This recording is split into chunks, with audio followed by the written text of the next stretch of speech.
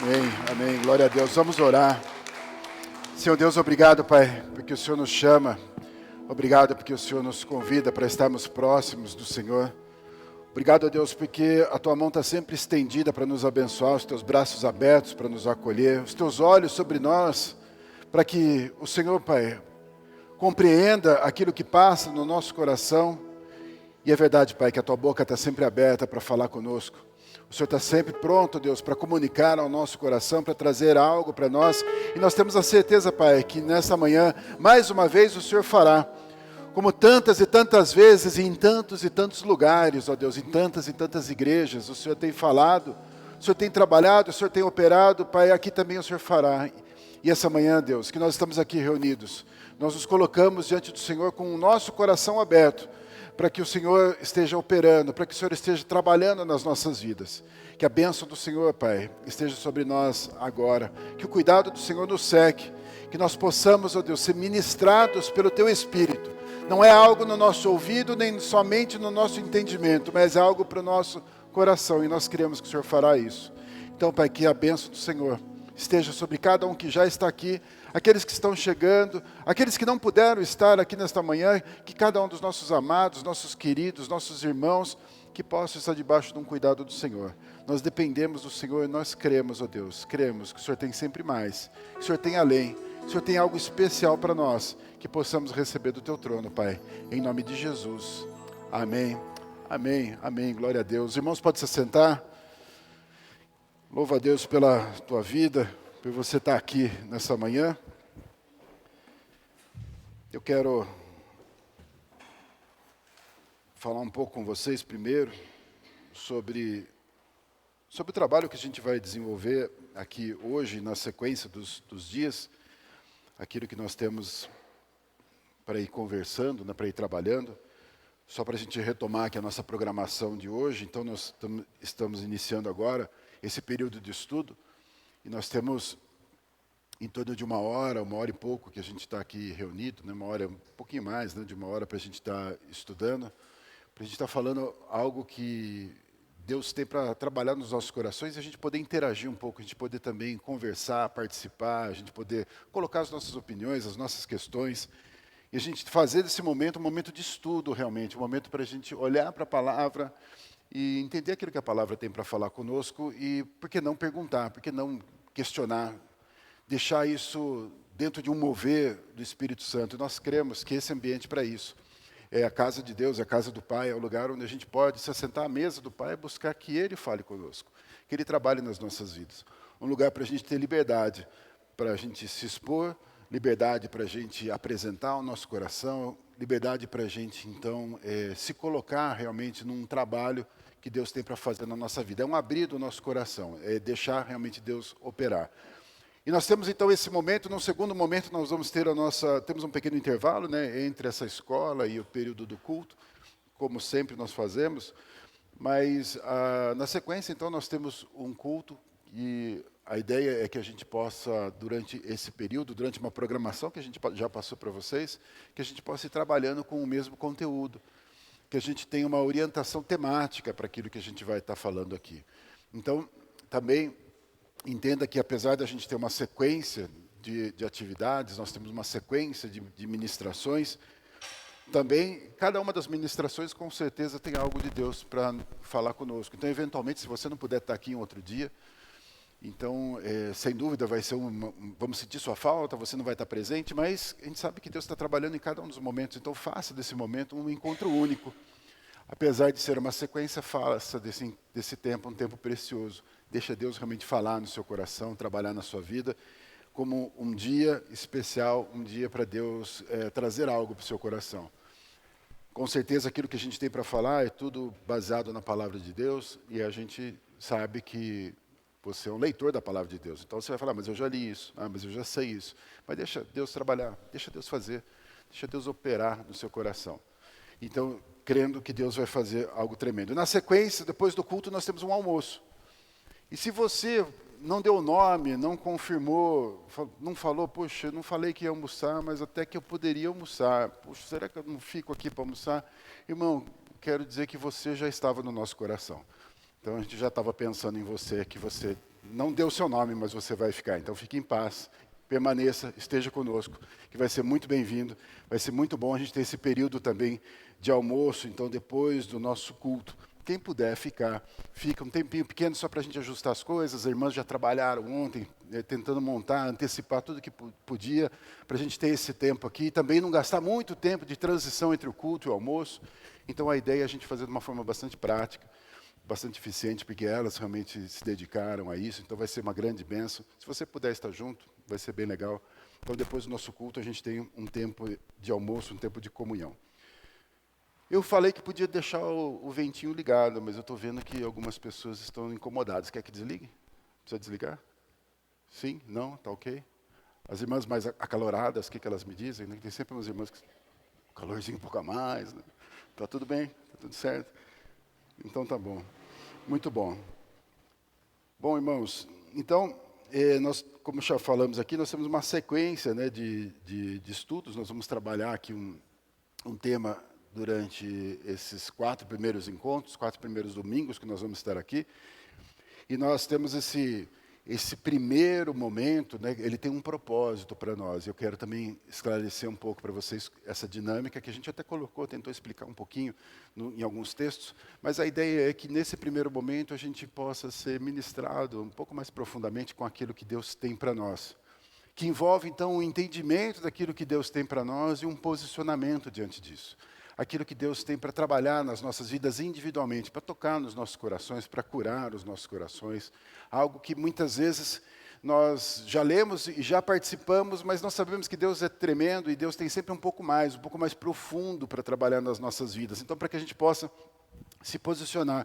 E a ideia é que a gente consiga trabalhar isso, né, de uma forma bastante consistente.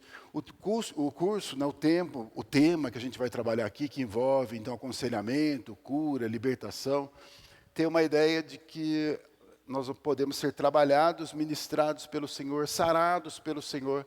Podemos ter num segundo momento, aí vão vir as terças-feiras que nós vamos fazer na sequência, a partir da quinta semana, um tempo para a gente ver aquilo que Jesus fez nesse formato mesmo, promovendo cura, promovendo libertação, o ministério de Jesus, e a gente poder se identificar, inclusive, com o ministério. Não só se identificar num primeiro momento, que é o primeiro momento de eu me identificar com uma proposta de cura, de bênção de Deus, mas me identificar com um segundo tempo, que é o ministério terreno de Jesus, de um envio. O ministério, então, que propõe para nós um posicionamento. E aí nós vamos vir no terceiro tempo, no terceiro momento que nós vamos ter, os últimos 4 domingos que nós vamos trabalhar, e aí é esse lugar onde nós ministramos um pouco mais aos outros. E aí é um posicionamento para a gente também estar sendo um instrumento de Deus na vida de outras pessoas. Então a ideia, eu quero compartilhar, deixar muito claro aqui para vocês qual que é a nossa proposta, para que você possa se situar.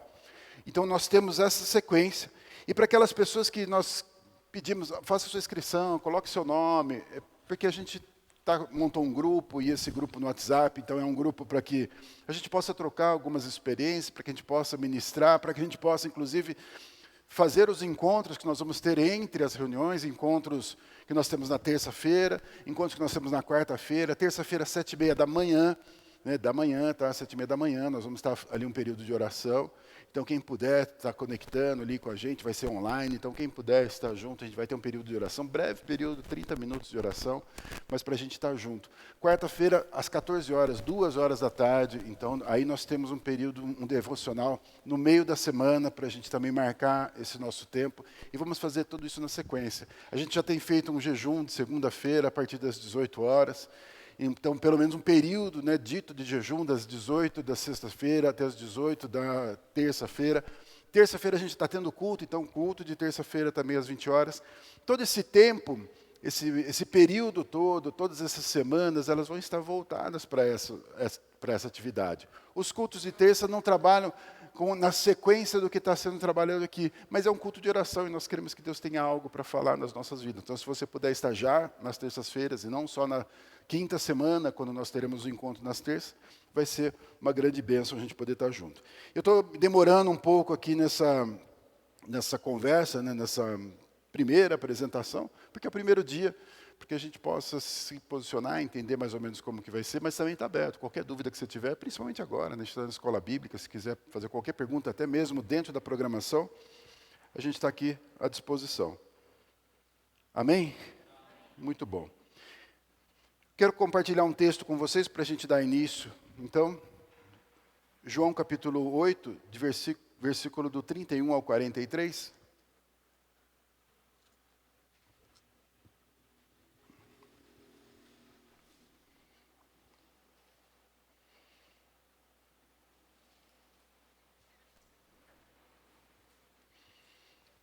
Acho que vai estar lá para nós também acompanharmos, fica mais fácil. Jesus disse aos judeus que haviam crido nele: se vocês permanecerem firmes na minha palavra, verdadeiramente serão meus discípulos. Então conhecerão a verdade, e a verdade os libertará. Responderam-lhe: somos descendentes de Abraão e nunca fomos escravos de ninguém. Como você pode dizer que seremos livres? Jesus respondeu: em verdade eu lhes digo que todo aquele que pratica o pecado é escravo do pecado. O escravo não tem lugar permanente na família, mas o filho pertence a ela para sempre. Portanto, se o filho os libertar, vocês de fato serão livres. Vou pedir só para alguém desligar o celular, só para a gente não... Obrigado. Eu sei que vocês são descendentes de Abraão.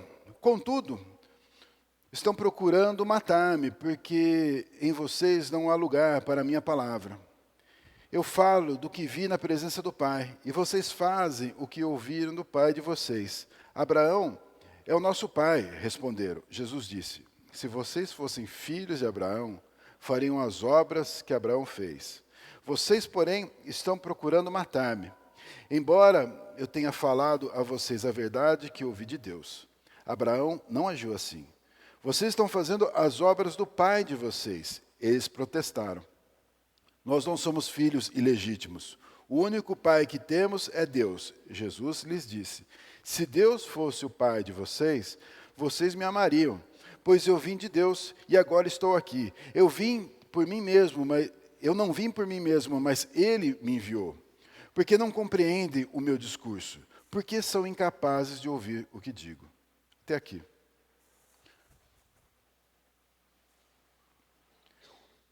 Nós vamos falar um pouquinho hoje sobre esse conceito que se apresenta aqui para nós, numa ideia de libertação. O tema, ou o termo libertação, ele acabou ficando muito associado a um conceito que faz parte da libertação, se a gente pode dizer, que é um conceito mais voltado para o exorcismo, a ideia de expulsar e libertar alguém de uma garra maligna, de um domínio maligno, de uma possessão maligna. E muitas vezes nós ouvimos falar em libertação nesse sentido, na ideia de que a libertação é uma operação de expulsar demônio, de exorcizar, de tirar o demônio que está em alguém. E não que isso não exista, não que a palavra de Deus não dê respaldo para isso, não que não esteja uma verdade como essa registrada na palavra de Deus, mas quando nós vamos entender um pouco melhor o conceito de libertação, quando nós vamos entender o conceito daquilo que é o que aprisiona, para que a gente possa pensar em libertação, se a gente pensa que algo vai ser, então, liberto, nós vamos nos remeter a algo que está preso, algo que, de alguma forma, está enredado, algo que está encarcerado, algo que está acorrentado, algo que, de alguma maneira, precisa ser tirado de uma posição para que esteja livre. Então, nós temos um conjunto de conceitos que é do que prende, como prende, por que prende, quando prende, e o que liberta, como liberta, por que liberta, e o que é liberdade. Quer dizer, tem um monte de conceito inserido simplesmente na palavra libertação. E se nós não trabalharmos um pouco melhor esse conceito, não tivermos um olhar maior para isso, nós vamos, de alguma forma, ficar engessados num pequeno traço do que é a libertação. E por mais que seja verdadeiro o conceito, então, de expulsar demônio, que se nós ficarmos presos nisso, nós vamos perder a oportunidade, a possibilidade de entender o conceito maior de libertação e vamos perder a oportunidade até mesmo de sermos libertos. E nós olhamos para um texto como esse aqui, que é um texto que traz uma verdade muito emblemática para nós, e nós nos apoiamos muito desse trecho, logo no versículo 31 e 32, onde a palavra nos fala, Jesus nos fala sobre uma, se a gente pode dizer, uma estrutura da própria libertação, um formato, uma dinâmica da própria libertação. Jesus, ao se dirigir àqueles judeus, traz para aqueles judeus um conceito de libertação para aqueles homens. E a gente pode dizer, esses homens eram homens, então, de Deus, esses homens eram homens que criam, esses homens eram homens, então, como eles se posicionam mais à frente como filhos de Abraão, eles dizem, Deus é o nosso Pai, eles se posicionam dessa forma, mas o que faltava para esses homens? O que, de alguma forma, estava ausente na história desses homens? O que realmente não tinha? Antes da gente falar sobre isso, eu queria que você falasse, se você quiser se posicionar, me fala um pouco sobre qual é para você um conceito de libertação. O que é para você libertação? Se alguém quiser falar. Tenha a liberdade de falar de libertação. Fique à vontade.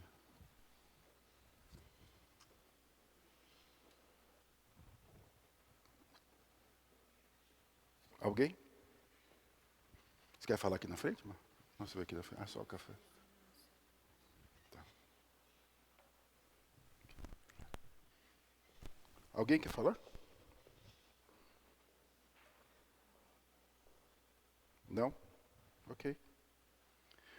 Quando Jesus fala sobre esse tema aqui, quando ele inaugura o texto, né, esse trecho, porque diz aqui que ele se dirige, então, aos judeus que haviam crido, ele traz uma sequência que leva à libertação. Ele diz, a verdade vos libertará. Mais à frente a gente vai ver que o próprio Jesus diz que o Filho liberta.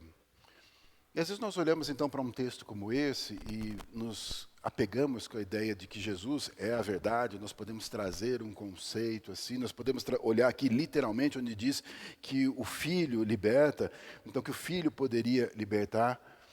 Se nós trouxermos esse conceito, nós muitas vezes vamos atribuir a Jesus, então, a capacidade de libertar. E ele liberta. É verdade que Jesus liberta.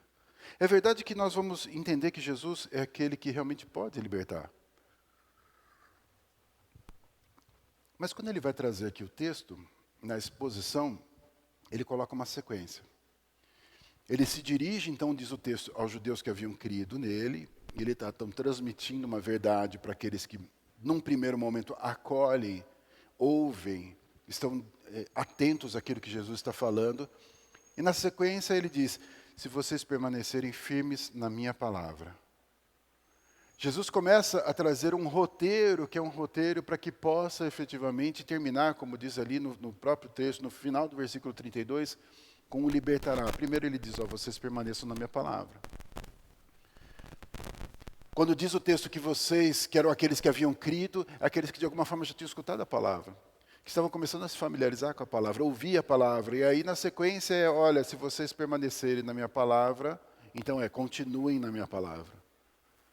E aí estejam vinculados à minha palavra, estejam presos à minha palavra. E aí diz que se fizer esse movimento, veja, é a palavra do próprio Jesus, é estar junto com Ele, é continuar ouvindo a palavra dEle. E se nós olharmos a própria dinâmica daquele momento, a dinâmica do ministério de Jesus é o ministério pessoal, é o ministério onde Jesus está contando a palavra, onde Ele está anunciando, onde Ele está pregando, onde fisicamente Ele está trazendo a palavra. Então Ele diz, permaneça na minha palavra. Para que eu possa permanecer na palavra, eu fico com Jesus. Para que eu possa então permanecer na palavra, eu deveria então estar ouvindo a palavra dEle. A dinâmica nossa talvez seja diferente, porque somos privilegiados e podemos ter a palavra e levar a palavra onde nós estamos, mas de toda forma tem uma relação direta com a palavra. E aí diz, verdadeiramente serão meus discípulos. Ou seja, Jesus está dizendo, a palavra, a opção, a escolha pela palavra, a escolha pela permanência, ela antecede o discipulado. A decisão pela palavra, a escolha por permanecer na palavra é algo que está anterior ao discipulado, está anterior ao discípulo. Alguém pode dizer, eu vou continuar com Jesus, Mas por que você continuaria com Jesus? Se não for uma opção pela palavra, você não é discípulo. O próprio Jesus, quando ele fala, então vamos trazer a dinâmica de Jesus, a dinâmica corporal de Jesus, o ministério terreno de Jesus, quando ele anuncia, ele diz que muitos vão atrás do pão. Ou seja, pessoas que vão atrás do pão estão com Jesus, mas não são discípulos. Pessoas que estão atrás do milagre, eles estão com Jesus, mas eles não são discípulos. Ser discípulo não é simplesmente estar perto, não é simplesmente andar perto, é de alguma forma se colocar por conta da palavra, numa relação então de permanência, de constância, de intimidade, de sentido a partir da palavra, permaneço na palavra. Aí diz o texto, verdadeiramente, ou seja, dá para a gente entender que no próprio texto, coloca a ideia de algo que não é comum, verdadeiramente no sentido de algo verdadeiro, de algo específico. De algo seleto, de alguma forma. De algo que poderia ter discípulos e não discípulos. Mas no sentido de valorizar a posição do discípulo. Valorizar a escolha do discípulo, aquele que, de alguma forma, se coloca perto, se coloca junto. Por quê? Por causa da palavra. Eu estou aqui para ouvir aquilo que Jesus tem para falar. Diz a palavra, nos conta que, uma vez, os discípulos confrontados, por conta de um discurso de Jesus que ia se intensificando, ia se endurecendo de alguma forma, conta para nós que algumas pessoas foram indo embora, foram deixando de ouvir a palavra. Às vezes as pessoas não aguentavam a palavra, elas não aceitavam a palavra, estavam indo embora. A palavra estava sendo anunciada e Jesus estava falando, mas para algumas pessoas aquilo era muito difícil. Jesus se volta para os discípulos e pergunta, vocês também querem ir embora? A resposta do discípulo mas para onde que nós vamos se só o Senhor tem a palavra de vida eterna? É a hora que a escolha da palavra, a escolha de ouvir a palavra, da relação com a palavra, ela realmente justifica a minha permanência. Não escolhemos estar com Jesus por conta da bênção que Ele tem para nós. Se estamos atrás do pão, nós estamos de uma forma equivocada, não somos discípulos. Mas se nós escolhemos, então, estar com o Senhor por aquilo que Ele fala, pela verdade, pelo anúncio do reino, por aquilo que Ele está transmitindo para nós, nós estamos, então, unidos ao Senhor pela palavra.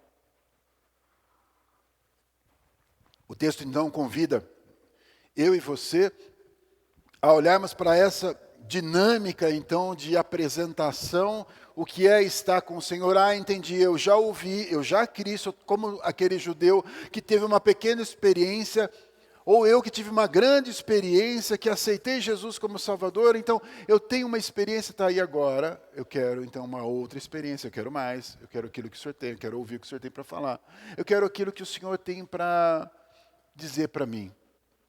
Só que esse processo, então, quando a gente olha aqui nesses dois primeiros versículos,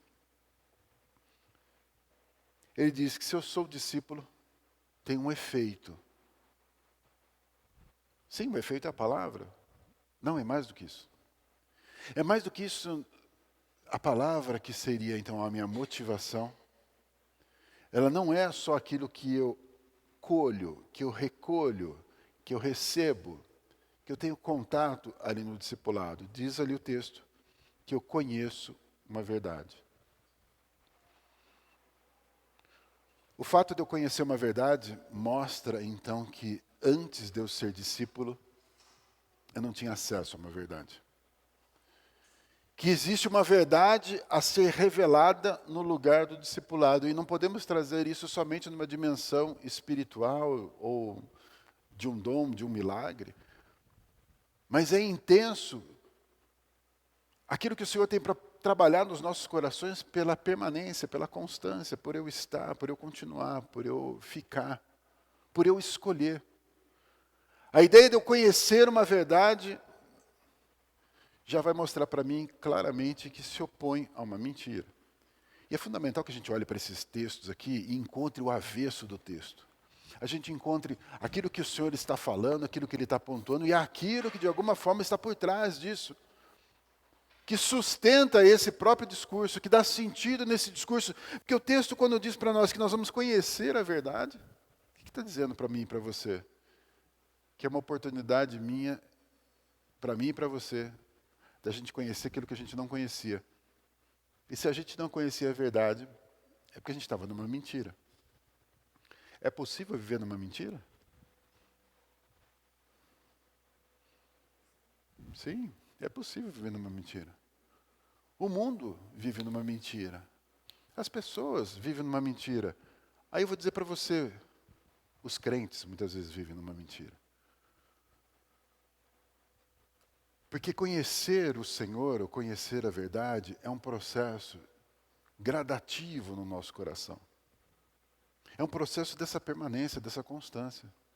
Não dá para simplesmente eu ser impactado por uma verdade e aquela verdade então ser o suficiente para preencher. Não, ela é suficiente para operar. A verdade de que eu e você conhecemos, a verdade que nós nos apropriamos, porque quando nós encontramos Jesus como Salvador e encontramos a mensagem da cruz, veja, tem uma mensagem, a cruz é uma mensagem para nós. Nós encontramos a mensagem, ali tem uma verdade. Então tem algo que sustenta aquela verdade, que é que Jesus morreu por mim e por você. Tem uma verdade por trás, imensa por trás disso, que nós concentramos e podemos transformar isso inclusive num símbolo que é a própria cruz. Nós podemos então condensar toda essa verdade e colocar ali num símbolo e dizer que é a cruz. No entanto, quando eu e você olhamos para a cruz, nós temos que carregar, temos que trazer junto tudo aquilo que é essa mensagem que está por trás desse símbolo que é a cruz. Muitas vezes o símbolo está equivocado, muitas vezes o símbolo está manchado, o símbolo está maculado, o símbolo está distorcido. O símbolo não é compreendido, porque se eu partir do símbolo para o todo, talvez eu me perca. Mas é do todo para o símbolo que faz o sentido para nós, quando o símbolo então representa. Mas tem algo ali que diz para nós, que conta para nós, e quando eu e você conhecemos essa verdade, isso muda radicalmente a nossa condição de vida. A palavra de Deus diz que o Espírito passa a viver dentro de nós, vivifica o nosso espírito. Tem algo que é, então, de uma dimensão sobrenatural, uma passagem, uma mudança, algo que é radical na minha vida e na sua vida. No entanto, eu e você estamos diante de uma grande verdade, que produzirá outros efeitos na nossa vida. Uma verdade que ela vai, então, ampliando e desmontando uma série de outras mentiras, uma série de outros equívocos, uma série de outros erros, e esse efeito é o efeito, então, que cura, que liberta e que transforma a minha vida. Conheço Jesus e sim, nós estamos nesse momento salvos, e para nós realmente não existe nada que seja mais precioso do que isso. Bom, se isso é o mais precioso, então o que a gente está fazendo aqui? Por incrível que pareça, por mais que isso seja precioso, nós vamos entender que isso não é tudo, e não é de forma nenhuma desmerecendo, pelo contrário. Mas por que não é tudo? Porque se fosse tudo, se fosse só isso, a nossa relação com o Senhor se restringisse a isso, por que nós teríamos que permanecer no Senhor? Por que nós teríamos que testemunhar? Por que nós teríamos que frutificar? Por que nós teríamos que fazer a diferença? Por que nós teríamos então que continuar vivendo nessa vida, nesse lugar, até os últimos dias? E aí então, se nós não compreendemos tudo isso, se nós não tivermos um entendimento do que é tudo isso, nós vamos ficar presos nesse primeiro momento, que sim, é precioso, é o destino, é a eternidade, ele é tremendo, mas a nossa relação com o que vamos fazer com isso vai fazer toda a diferença, inclusive para fazer com que a gente permaneça ou não nesse lugar. Nós que cremos que, ou pelo menos aqueles que creem, que é possível que alguém tenha um encontro com o Senhor e se distancie do Senhor, entende o que é um conceito de permanência no Senhor. Entende o que é esse lugar. O que eu vou fazer com a salvação, com essa minha experiência primeira, vai fazer toda a diferença na minha história. Como que eu vou lidar com isso? Como que eu vou trabalhar com isso? Ah, mas a eternidade está garantida. Sim. No entanto, a ideia é que você sustente isso. A ideia é que você se alinhe com um plano de Deus. com um propósito de Deus para a sua vida. Quando nós olhamos para o texto, então, e entendemos que conhecer a verdade, ela é uma verdade em processo nas nossas vidas, porque se eu atribuir somente a Jesus, ao encontro, ao novo nascimento, eu digo, bom, nasci de novo e está tudo resolvido. Por que a gente estuda a palavra de Deus? Por que a gente aprende da palavra de Deus? Se o objetivo final era esse, cheguei no final, fiz essa prova, aceitei Jesus, posso ir para casa, não preciso mais estudar, não preciso mais fazer nada. Mas agora eu fico só adorando, agradecendo, e é tremendo isso, e é, sem dúvida, fantástico a gente poder adorar a Deus. Mas tem algo para ser trabalhado no meio e no seu coração. Tem algo que é para o crente. Tem algo que ainda é para o crente no lugar do conhecimento da verdade. Veja, nós começamos com a palavra. Nós falamos de um discipulado. Nós falamos de uma verdade. A verdade depois do discipulado. Depois da permanência da palavra. A verdade não anterior. A verdade anterior para nós é uma verdade que coloca eu e você no reino. Sem dúvida, o maior encontro, o tempo mais importante, o instante mais precioso da nossa vida, não tenha dúvida. Incomparável. Mas nós estamos aqui entendendo que tem um efeito, então, dessa verdade que entra dentro de nós. E vai produzindo efeitos transformadores na minha vida. E vai destronando, e vai desconstruindo mentiras. Então, quando eu e você permanecemos, quando eu e você nos tornamos discípulos, como diz aqui o texto, nós vamos ser convidados a conhecer a verdade. Que envolve renunciar a uma mentira. Que envolve reconhecimento de uma mentira. Que envolve me desprender de algo que me organizava. Que envolve me aprofundar cada vez mais. Bom, mas eu já estou na palavra, eu já sou discípulo. Então, esse processo, ele não é um processo somente de acréscimo. Ele é um processo transformador. E o texto, quando finaliza aqui no versículo 32, está dizendo para mim e para você, e a verdade, e aí então ele está se referindo à verdade. Ele começou com a palavra, no discipulado. Ele passou para a verdade. E aí ele diz, esta é a verdade que liberta você.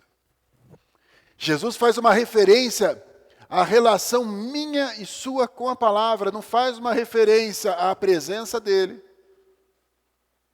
Ele não faz uma referência ao discipulado apenas.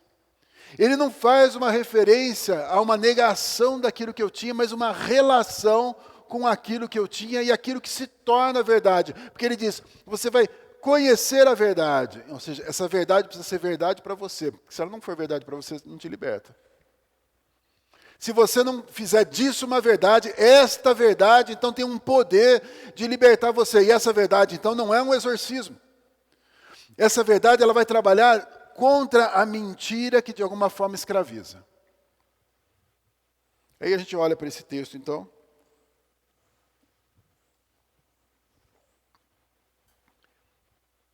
E pode olhar, inclusive, a sequência do texto. O texto traz para nós, nesse anúncio de Jesus, talvez a gente possa pensar aqui em toda a base da libertação que Jesus está propondo, daquilo que ele está falando sobre libertação. Mas na sequência, nós vamos ver uma relação com as pessoas que estavam ali, aqueles religiosos que estavam ali. Porque diz que quando Jesus anuncia uma verdade como essa, Jesus anuncia um caminho que é um caminho para uma libertação. Jesus diz, olha, permaneça na minha palavra, se torne discípulo, conheça a verdade vos libertará. Eles têm uma resposta simples. A resposta dele é, a gente nunca foi escravo. A resposta deles é, a gente não precisa disso. A primeira resposta deles, a gente não precisa disso. A gente não precisa ser liberto de nada. Jesus, quando vai falando com aquele povo, com aquele grupo específico, ele diz, olha, vocês estão envolvidos com o pecado. Jesus claramente diz isso. Vocês estão envolvidos com o pecado porque vocês são escravos do pecado. E Jesus está falando de libertação. Ele está falando, olha, vocês estão, de alguma forma, sendo dominados pelo pecado. Mas não é suficiente. Não é suficiente para aqueles homens. E eles continuam negando. E Jesus vai dizendo, olha, vocês não estão dando espaço para a palavra. A palavra está falando com vocês e vocês já estão fechando o coração de vocês. Vocês não dão espaço para a palavra. Aí eles vêm, batem no peito e falam, não, mas Abraão é o nosso pai. E aí eles voltam para um lugar que é um lugar religioso, que é um lugar onde eles se prendem. E eles, seguros naquele lugar, não permitem que a palavra produza um efeito. E Jesus, então, aperta, né, no seu discurso, ele aperta nessa conversa, porque essa conversa poderia ser trabalhada na ideia de, sim, eu vou ser um discípulo. Ok, eu quero saber mais, o que mais que o senhor tem para me ensinar? Quando Jesus fala qual é o mecanismo, eles rejeitam o mecanismo, porque eu não preciso de libertação. Eu não preciso disso. Eles já rejeitam de cara, não, eu não preciso disso.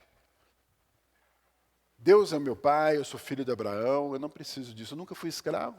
Eu não preciso disso, eu não preciso ser liberto. Eu não preciso disso. Jesus vai apertando, apertando, até a hora que Jesus fala, quer saber, vocês são filho do diabo. Se vocês não estão seguindo a Deus, então vocês estão seguindo a outro. E tem outro que de alguma forma está manipulando na sua história. E Jesus se apresenta, inclusive, como aquele que está sendo perseguido naquele lugar, para que pudesse evidenciar, e Jesus não precisava colocar ele como exemplo, mas ali era o exemplo claro da motivação daqueles homens que estavam se aproximando de Jesus, o que eles procuravam. E Jesus diz, olha, se vocês realmente fossem filhos de Abraão, vocês viveriam como Abraão. Vocês teriam uma identidade com Abraão, mas vocês não têm, vocês têm uma identidade com o outro. E Jesus realmente aperta o discurso, intensifica o discurso. Jesus pega pesado quando ele diz ali, se Deus fosse o pai de vocês, vocês me amariam, pois eu vim de Deus e agora estou aqui. Se vocês fossem. Jesus está dizendo, então, de algo que naquele grupo, e de forma nenhuma nós nos colocamos, não estamos nos colocando na ideia de sermos filhos do inimigo, do diabo, nada disso, mas algo que enrijece o coração deles e impede de avançar. Pode falar, Sérgio.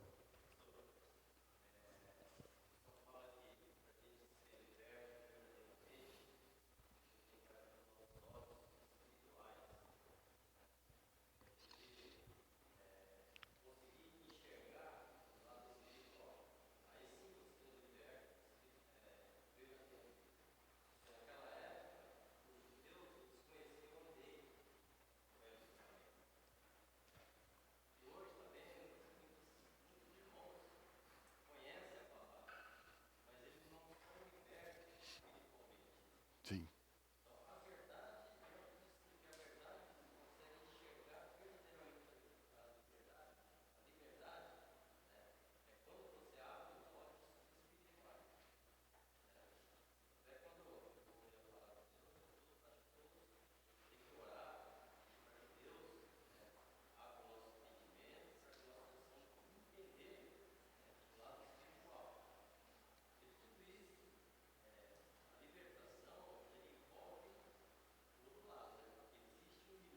Sim.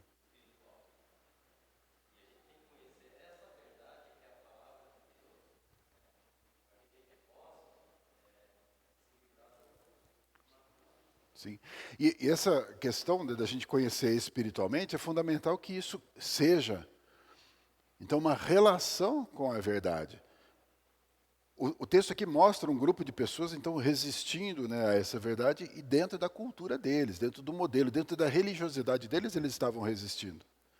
Mas o conceito, por exemplo, de relativizar a libertação, ou seja, dizer que a libertação, por exemplo, é só esse lugar mais separado, esse lugar que é o lugar de uma questão demoníaca, que é esse lugar é um equívoco, porque nós sabemos que por trás disso tem um inimigo. Inclusive, quando Jesus vai aumentando, intensificando o discurso, ele faz uma referência àquele que de alguma forma opera no coração e faz com que aquelas pessoas estejam presas nas suas garras, estejam presas nas garras do inimigo, sim, Mas é indireto, indireto. Não estamos falando que diretamente, não são pessoas possuídas pelo demônio. A palavra de Deus, quando fala que cada um é tentado e engodado pela sua própria concupiscência, mostra algo frágil em nós, uma ação do inimigo para tentar fazer, então, um acordo com aquilo que está dentro de nós. E aí diz a palavra que ali nasce o pecado, ali gera o pecado. O pecado, então, ele carrega no seu DNA aquilo que vem do inimigo e mais aquilo que vem de mim. O pecado é meu. O pecado é meu filho, o pecado é gerado em mim, ele é gerado por conta das minhas limitações. E se eu não entendo que tem limitações, concupiscências, fragilidades, áreas da minha vida que precisam ser trabalhadas, eu continuo à mercê do inimigo. Eu continuo sendo bombardeado pelo inimigo. Dizer, por exemplo, que esse negócio de libertação é no tempo de Deus. Deus sabe, Deus faz. Deus, então, no momento certo, Deus vai fazer. Tem tempo para todas as coisas. Bom, não é isso que diz o texto. Isso diz ser. O ser é a sua escolha. Se permanecer na minha palavra. A ideia é você que escolhe. Se você permanecer, tem um lugar. Se você não permanecer, o problema é seu. Você fez uma outra escolha. Tem um lugar, então, onde convida eu e você para uma decisão. É um lugar para uma escolha, é um lugar do nosso posicionamento, é um lugar da disponibilidade que está, mas é uma disponibilidade que tem um certo preço. Não porque eu tenho que pagar, mas porque eu tenho que me envolver. Eu tenho que continuar. Qualquer coisa que você for fazer, terrena, você já tem que se envolver. Você já tem que continuar, você já tem que ter perseverança, qualquer coisa que você vai fazer. Hoje nós estamos numa geração que é uma geração que elimina os intermediários. Geração dos aplicativos, né? Geração do aperto o botão e recebo, né? Faço o movimento e já está pronto. Eu elimino o intermediário, eu elimino o processo. Hoje é o tempo mais difícil de ter discípulo, porque tem processo. Então eu conheci Jesus e está tudo certo. O Espírito Santo está habitando em mim, está tudo certo. Tá, começou bem, mas permaneça, constância. Nós não queremos, nós queremos imediatismo, nós queremos coisas rápidas. Nós queremos eliminar processos, nós queremos menos tempo e mais eficiência. Nós reclamamos da ineficiência das coisas, nós reclamamos da morosidade das coisas. Nós estamos envolvidos nesse lugar bom, como um sujeito como esse, nos tempos de hoje. Na pós-modernidade vai ser um discípulo. Como que ele se propõe a ser um discípulo? Só se for assim, rapidinho. Só se for imersão. A ideia de imersão, pronto. Final de semana. Pronto, está tudo certo. Seria bom que fosse o batismo, né? 3 segundos debaixo da água, agora que eu levanto, está tudo bom. Não, o batismo não é isso, o batismo é um símbolo. É um testemunho. O batismo concentra ali uma mensagem. Mas o batismo não é a eficiência como um todo. Ela é um símbolo, símbolo da minha escolha. Testemunho do meu novo nascimento. Testemunho de uma morte, de uma nova vida. Sim, símbolo, símbolo. Ceia, símbolo. Toma a ceia, está resolvido. Toma a ceia, mais um mês agora passou. Um mês para pecar. Não é, né? A gente sabe que a ceia é um símbolo. E o símbolo concentra. E nós temos uma tendência de ficar somente no símbolo e esquecer o que está por trás. A gente lê um versículo muitas vezes, e lê o versículo e fala, poxa, que versículo lindo, mas a gente não vê a mensagem. Nós temos uma tendência a isso, né? Nós queremos coisas imediatas. Esses dias eu ouvi de um irmão, eu aconselhando o irmão, e ele falou uma verdade que o orientava, que orienta a vida dele, que você já deve ter escutado. E eu questionei uma verdade que, apesar de ser uma verdade, ela precisa ser trabalhada porque ela é uma verdade mal interpretada. Ele diz, porque Deus não escolhe os capacitados, Deus capacita os escolhidos. E eu estou esperando que Deus faça a obra em mim. Falei, então espera, porque não vai acontecer. Desculpa, mas não vai acontecer. Não, mas Deus não... Eu não tenho que me capacitar, é Deus que vai me capacitar. Sim, como? Qual é a sua parte nessa história? E o que você vai fazer para que Ele possa efetivamente capacitar você? Não, mas é Deus que sabe. Não. Sim, Deus é poderoso. Ou seja, eu deixo Deus fazer e fico lá, no videogame. Um dia Deus vai me capacitar. Bom, a quê? Quando? Como? Quando eu terceirizo isso, quando eu lanço para um outro lugar, E aí nós estamos falando de uma dinâmica da própria libertação, porque não é a libertação do jogo, de forma nenhuma estou dizendo isso. Não estou demonizando o videogame, estou dizendo que é ficar em algum lugar que nega o efeito, o meu compromisso no processo de libertação, que envolve, então, permanecer na palavra, ser discípulo, conhecer a verdade e ser liberto. Envolve todo esse processo, não dá para eu pular as etapas e dizer, bom, então o que me diz aí a palavra? É isso? Eu coloco no meu coração, está tudo certo. Eu coloco e não continuo. Não dá para eu dizer, por exemplo, que eu não estou preparado para um processo de libertação. Que eu não estou pronto para um processo de libertação, porque para eu estar pronto para um processo de libertação, eu só preciso estar escravizado. Só isso. Porque a obra é do Senhor, é Ele que vai operar, a palavra é dEle, a verdade é dEle, Ele está esperando você. Então, para eu estar pronto, eu me conscientizar de que eu preciso. Agora, se eu falo não estou pronto, eu estou dizendo que eu estou, de alguma forma, preso, enredado de alguma maneira, mas eu estou procrastinando isso. O que eu faço com isso? Eu faço valer aquela que é a escravidão. Eu faço valer aquilo mais um tempo, com todas as suas teias, com todas as suas dinâmicas, porque o processo de palavra e discipulado, ele não é um processo simples. Porque no final, o que tem? Tem a verdade. Tem um encontro com a verdade, e a verdade ela é desconcertante. A verdade nos impacta, a verdade nos tira de um lugar confortável, porque ela vem e nos abala, ela vem e mexe com a gente, ela vem e lança a gente no chão, ela vem e faz a gente chorar, ela vem e faz a gente se arrepender, ela vem e fala, bom, eu vou ter que mudar tudo, o que eu vou fazer a partir de agora? Quando a gente olha o ministério de João Batista, é muito interessante, porque João Batista que trazia, então, depois de um tempo de silêncio, uma mensagem poderosa, uma mensagem de arrependimento. Todos, nas ilustrações que apareciam ali, todos os tipos de pessoas que chegavam diante de João Batista, perguntavam, e agora, o que a gente faz? E João Batista, inspirado, trazia para cada um uma mensagem específica, mas o que ele estava dizendo? Você fazia isso? Procura não fazer mais. Se livra disso. Se livra daquilo. Se livra daquilo outro. O que ele está dizendo? Olha, tem um modelo de operação sua que não está funcionando. Desfaz disso. Ou seja, João Batista estava apresentando uma verdade. Aquelas pessoas precisavam, então, se comprometer com a verdade na própria vida. O processo, então, para nós de sermos, se a gente pode pensar, libertos pela palavra, exige que a palavra possa produzir um efeito de se transformar em verdade na nossa vida. Ela só vai ser verdade na minha vida se ela, de alguma forma, substituir uma mentira. Exato.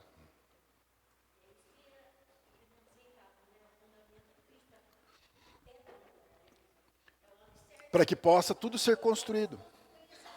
E agora, e esse tema é importante porque, veja, ainda nesse ponto nós temos que questionar, porque Jesus é realmente o fundamento. E eles questionavam o fundamento, mas e nós que estamos aqui baseados em Jesus? A gente não é filho de Abraão. A gente pode entender como filho de Abraão, mas depois que a gente nasceu de novo. Só agora que a gente percebe, pô, Abraão, nunca ouvi falar desse cara. Entendi, eu também sou filho de Abraão. A gente pode dizer agora, mas a gente nunca ouviu falar de Abraão antes. A gente ouviu falar de Jesus, de Maria, né, de José, a gente ouviu presépio, a gente ouviu falar essas coisas, e depois conheceu Jesus. Tá bom, agora. Agora, se a gente está baseado em Jesus, então o nosso alicerce é Jesus. A própria palavra diz que sobre esse alicerce muitas coisas são construídas e um dia tudo isso vai ser provado, para ver com que material que foi usado, que foi construído sobre esse alicerce. Ali está a libertação. Porque se eu construir alguma coisa que não é proveitosa sobre esse alicerce, eu estou dizendo que está baseado nesse alicerce, mas ele não tem efeito, porque vai ser provado pelo fogo. Está mostrando que eu não consegui dar conta daquilo que era um alicerce de Jesus e um propósito de edificação. Eu não consegui sustentar algo. Eu conheci Jesus, fantástico, é bênção, nasceu de novo, eternidade garantida, mas o que você fez com a sua vida? O que você fez com os seus dias? Porque se o edifício que eu construí ele não é proveitoso, ele vai ser queimado, mostra que o material, a minha intenção, a minha forma foi equivocada. Eu fiz baseado em mim e não no Senhor. Eu fiz baseado na minha carne, eu fiz baseado num lugar que não foi alcançado por uma libertação. Então, quando a gente vai pensar em libertação, e vai envolver muito o conceito de maturidade para nós, de amadurecimento, de transformação. Maturidade não é religiosidade, maturidade não é aprofundamento apenas de saber o que está escrito nas Escrituras, citar os versículos de cor, não é fazer a leitura 10 vezes da Bíblia inteira, não é isso. Maturidade é ser maduro, realmente, ser provado na palavra. Não é provado se eu sei o que diz o versículo bíblico, é provado na palavra, provado, experimentado na palavra. Veja, é a verdade que transforma a minha vida. É a verdade que opera em mim. É a verdade com um poder de ressignificar sentidos na minha vida. Tem um versículo para nós que Paulo fala, carta aos Gálatas, capítulo 5, versículo de 7 a 9. Veja, estou falando com religiosos, com pessoas que tinham então um passado, como eu e você temos, não o mesmo passado, não a mesma história. Mas o que ele diz ali? Paulo, escrevendo aos Gálatas, capítulo 5, versículos 7 a 9. Vocês corriam bem. Quem os impediu de obedecer à verdade? Tal persuasão não provém daquele que os chama. Um pouco de fermento faz fermentar toda a massa. Paulo está falando sobre aqueles religiosos. Era uma questão da circuncisão, aquilo que de alguma forma já tinha sido eliminado como um processo de demonstração de santidade. E agora era uma proposta de uma circuncisão no coração. Era algo diferente, era um novo nascimento, uma nova história. E aí Paulo diz o quê? Olha, vocês estavam correndo bem, vocês estavam indo bem. Interessante que ele diz, quem os impediu de obedecer à verdade? Ele diz claramente, olha, isso não vem daquele que chamou vocês. Quem que vocês estão ouvindo? Quem que está falando com vocês? Quem que está tirando vocês da verdade? Quem que está sussurrando no ouvido de vocês? Ele não está falando de somente uma liderança eclesiástica, judaizante. Ele está falando algo no coração. Porque na sequência, o que ele diz? Ele traz uma mensagem do próprio Senhor, ele diz, olha, um pouco de fermento faz fermentar toda a massa, hein? Esse negócio, ele vai fermentando aí, ó, esse negócio vai crescendo, esse negócio vai tomando um volume, olha, vocês estão começando com isso, daqui a pouco o negócio vai ficar pior. Quem impediu vocês de obedecer à verdade? Ou seja, estou naquele processo.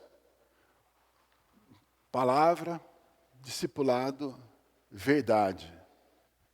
A relação com a verdade, mais uma vez, quando a gente volta à relação com a verdade, ela é libertadora. Mas se eu nego a verdade, se eu deixo de obedecer à verdade, eu volto para um lugar de escravidão.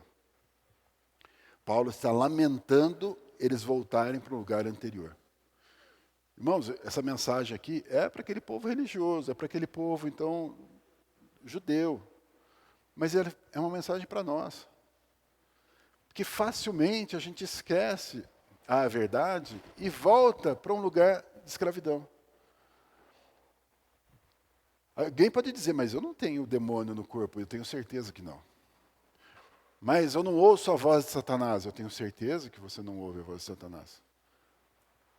Mas que cada vez que eu e você não lidamos com a verdade, e nos prendemos às mentiras, é a mentira que opera em nós. E a gente não precisa fazer uma referência, por mais infantil que seja. É bíblico. Quem é o pai da mentira? Ah, mas eu não sou mentiroso. Eu tenho certeza que não. Mas se haver com a verdade, é essa a verdade. O que eu vou fazer com ela? O que eu vou fazer com ela? Não basta eu dizer, sim, essa é a verdade, eu reproduzir, eu contar para todo mundo, eu usar um jargão, eu trazer isso e ficar de alguma forma expondo isso, mas isso precisa ser uma verdade. E a verdade, ela precisa ser trabalhada então profundamente, porque a primeira resistência que a gente tem, o primeiro movimento que a gente tem, talvez seja como aquele do religioso. Eu não sou escravo. Eu nunca fui escravo. Eu não preciso ser liberto de nada. Mesmo que isso seja um dito inconsciente nosso, que a gente se depara com uma verdade e volta para nós mesmos para se proteger. E a gente volta para nós mesmos porque é um lugar seguro. Diante da verdade, diz que eu tenho uma mentira dentro de mim. Puxa, mas isso funcionou. Ou eu me apoiei, ou eu tentei acertar, mas eu tinha boa intenção. Eu era uma pessoa bacana, eu sempre fui uma pessoa... Pode ser que a gente seja cheio de boas intenções. A gente pode pensar nisso, mas não é o suficiente. É um lugar libertador. Só que nós temos uma tendência, inclusive, a voltar para esse outro lugar. Por que nós voltamos para esse lugar? Porque quando a gente conhece a verdade, e não estou dizendo abandonar a Cristo, estou dizendo verdades que a gente vai conhecendo e que cada vez que eu conheço uma verdade, ela entra no meu coração e eu estou tentando dar conta dela, dá para você pensar quantas coisas que estão envolvidas com uma verdade? Quantas coisas estão em torno dessa verdade, quantas coisas estão amarradas com isso, quantas coisas impulsionam isso, sustentam uma inverdade no meu coração. Para eu arrancar aquilo e colocar uma verdade, eu vou ter que mexer em muita coisa, ou seja, descobri uma verdade, aprendi uma verdade, entendi uma verdade, vou ter trabalho. Vou ter trabalho, porque isso vai promover uma libertação na minha vida, sim, mas existe um conjunto de informações que vão ser trabalhadas a partir dali. Porque esses pressupostos nossos, aquele que nós nos baseamos, ditam muitas vezes as nossas falas, nossas escolhas, nossa vida. O nosso pressuposto é uma ideia de supor que Deus diz aquilo. Nós nos baseamos em coisas que nós achamos que Deus disse, como Deus não chama os capacitados, mas Ele capacita os escolhidos. Isso é uma suposição. Ah, mas não é verdade? Sim, podemos olhar isso como uma verdade. Sem dúvida, Deus capacita. Deus sustenta. É verdade, a palavra de Deus diz que muitos de nobre nascimento foram chamados. Ok, mas quem disse que eles são capacitados? Ou eram supostamente capacitados? Eles eram de nobre nascimento. Eles eram talvez intelectuais, mas não significa que isso seja capacitado, para dizer isso é capacitado, que se eu olhar para isso como capacitado, eu vou achar que a capacitação de Deus é isso, me transformar em rico, de nobre nascimento, e fazer com que eu... Bom, então eu estou confundindo as coisas.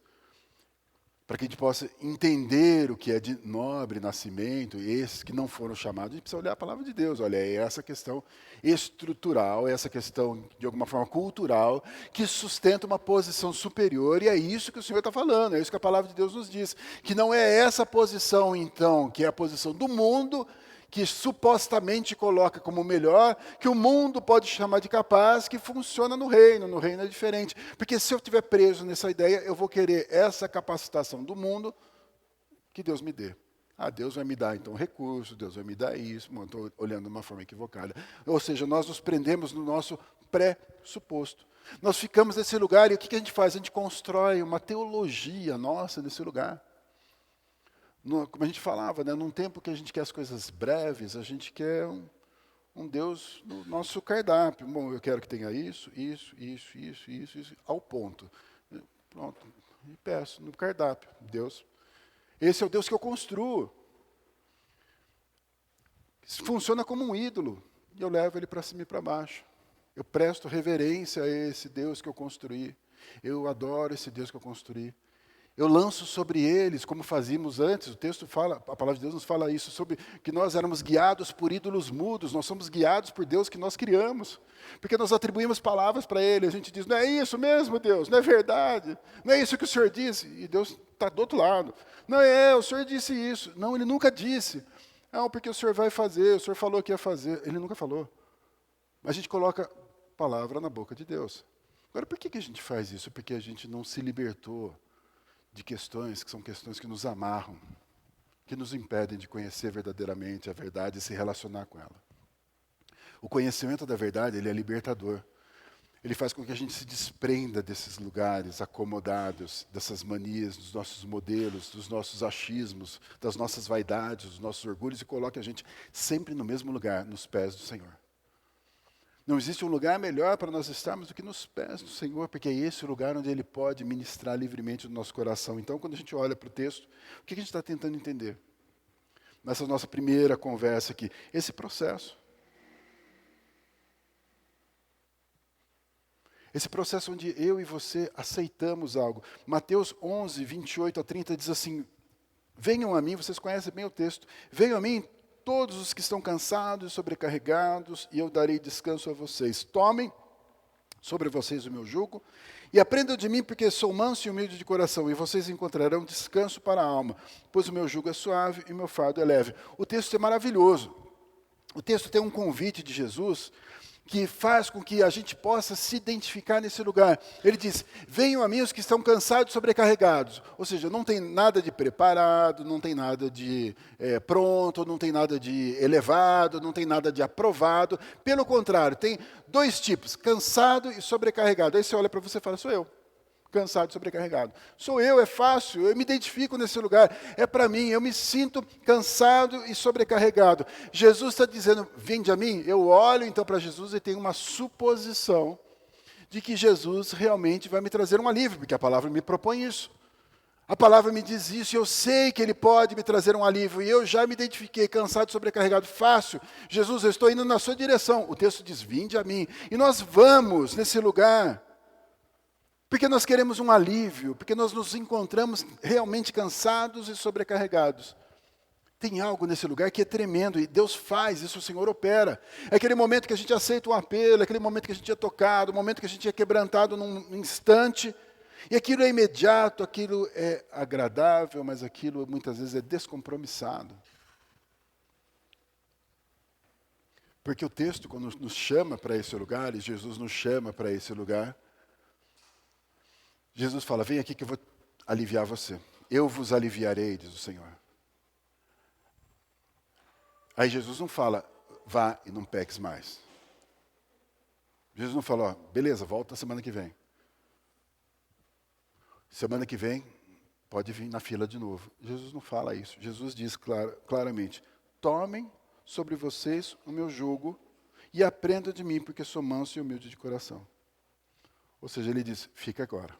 Agora que você veio, você experimentou o alívio? Então agora eu vou fazer o seguinte, toma o meu jugo. Jugo, eu nunca fui escravo. Nunca fui escravo. Nunca andei no jugo de ninguém. Por que eu vou querer um jugo agora? Jesus está dizendo, toma o meu jugo. Põe a canga nas suas costas. Põe a canga do boi nas suas costas. Mas eu quero viver sobre um jugo? Eu quero ter liberdade. Eu queria liberdade, eu queria alívio. Jesus está falando, calma, presta atenção, coloca esse jugo, vem andar. Eu não quero andar junto, mas eu não quero ser guiado, eu não quero ser discípulo, eu não quero aprender a palavra, eu não quero conhecer verdade nenhuma, eu só quero alívio. Eu só quero alívio porque eu estou cansado e sobrecarregado, e Jesus está propondo, então, encontra o alívio, eu vou aliviar você, mas anda comigo, porque você vai encontrar algo que você não experimentou, que chama descanso para a sua alma. E a gente pode olhar e falar, mas isso é eternidade. Não, mas não é só a eternidade, é aqui, começa agora. Tem algo que o Senhor está propondo agora, só que exige um compromisso de põe a canga nas costas e vamos andar junto. Topa andar junto comigo? Mas esse negócio é ruim, não. Meu jugo é suave, meu fardo é leve. Jesus está dizendo, olha, não é assim como você está pensando. Vamos, eu sou manso e humilde de coração. Porque se você pega o boi, então, e coloca a canga nos dois animais, aquele que é rebelde, diante do animal que é mais experiente, ele se machuca, e ele se fere, e ele se cansa, porque o boi que é mais maduro, ele vai andando, e ele vai dando passo, e ele vai dando a direção, e ele vai sustentando, e o outro se rebelando. Jesus está dizendo, olha, o meu jugo é suave, meu jugo não vai te machucar. E vou dizer mais, sou manso e humilde. Jesus se apresenta num formato somente para que a gente possa nos relacionar com essa verdade. Ele está dizendo, olha, vem aprender comigo, vem andar comigo. Tem uma suavidade na nossa caminhada, tem uma leveza nessa caminhada, mas é uma caminhada. Mas a gente precisa estar junto, a gente precisa andar junto. Se a gente não andar junto, você não encontra descanso para a alma, mas eu pelo menos fui aliviado, porque eu estava cansado e sobrecarregado quando eu cheguei, estou saindo aqui bem mais leve. Ok, volta semana que vem, porque semana que vem tem mais alívio de novo. Mas que tal se você for, então, aquele que encontra o descanso para a alma? Mas não tem problema, no meio da semana eu vou lá na reunião das irmãs, no outro lá eu vou lá nos missionários, eu vou, eu dou tiro para todo lado, e alívio, tá bom, e compromisso? Que tal você ser um instrumento para promover isso? Porque se você andar no jugo de Jesus, e você aprender os passos de Jesus, e você aprender, então, a ser um discípulo de Jesus, e você, então, entender qual é o ritmo de Jesus, que tal se algum dia você dividir isso com alguém? E alguém andar junto com você como se estivesse andando com Jesus, porque afinal você aprendeu com Ele. Já pensou alguém, e outro alguém, e outro alguém? Bom, é a proposta da própria palavra de Deus. A gente ser discípulo, a gente aprender, a gente ser instrumento lá na frente, a gente está aqui por conta disso. A gente está aqui porque a palavra chegou até nós. A proposta para nós, então, de trabalhar cura, libertação e aconselhamento é a gente trabalhar esse processo para que sejamos instrumentos. Ah, mas então é uma imersão. Não é uma imersão, é uma proposta de uma jornada. Ou seja, são 12 encontros. Ah, mas 12 deve ser um número místico. Não são, é que a gente dividiu o estudo, deu 12. Mas então, não tem nada de místico nessa história. Mas a ideia é, vamos fazer isso, vamos estar juntos nesse tempo, para que a gente possa, então, juntos estar caminhando. Que a gente possa ter uma experiência com essa verdade, que a gente possa ter uma identificação com o ministério de Jesus e que a gente possa colocar isso em prática. Alguém quer falar?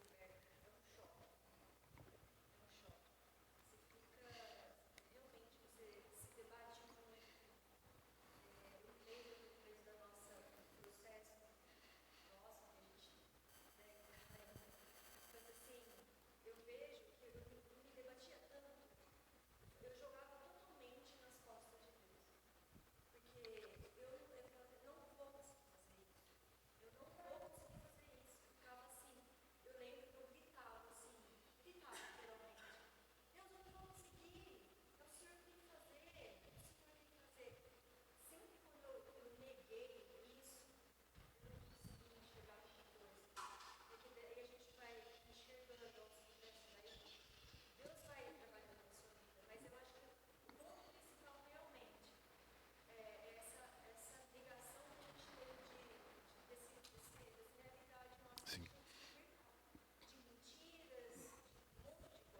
Sim.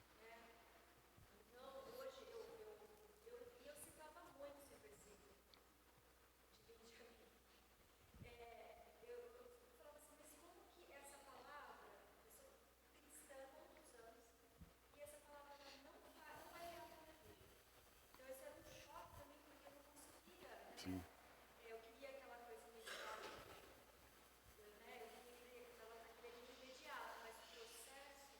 Sim.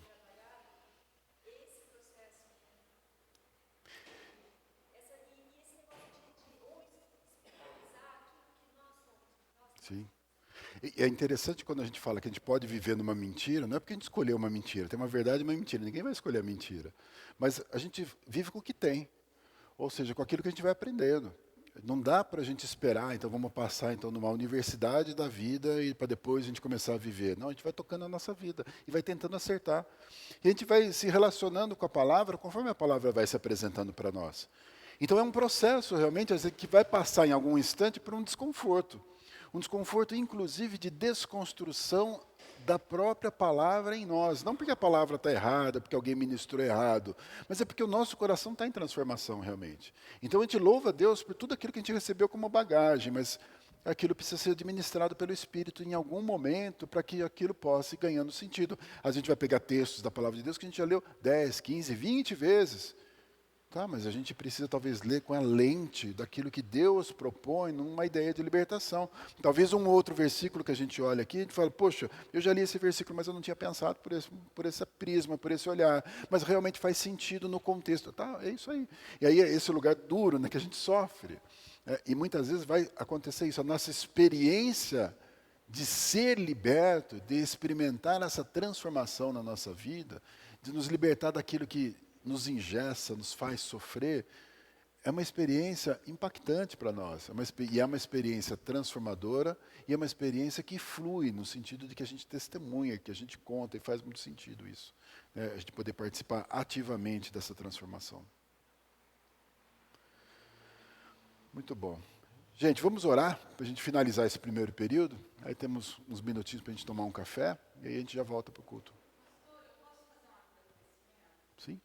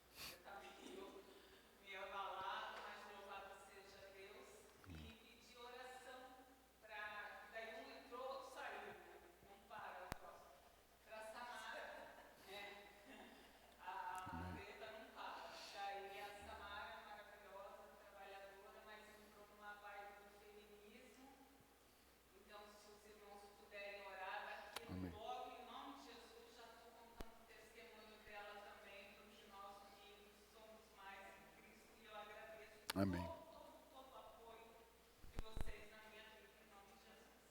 Amém. Amém. Glória a Deus. Vamos orar. Deus, obrigado, Pai, por esse tempo. Obrigado por esse estudo que a gente está tendo aqui. Obrigado pela vida dos irmãos. E principalmente, Pai, nós te agradecemos pelo Teu Espírito que habita em nós e esse potencial do Teu Espírito de fazer uma transformação, de nos colocar realmente aos pés de Jesus, nos colocar diante da palavra e fazermos algo com a verdade que o Senhor traz ao nosso coração. Sem o Senhor nós não poderíamos fazer isso, mas nós nos posicionamos, ó Deus, como aqueles que buscam. E pedimos que o Senhor faça então uma obra em nós, nos abençoe ainda no tempo que teremos aqui e continue nos abençoando sempre. Em nome de Jesus. Amém. Amém.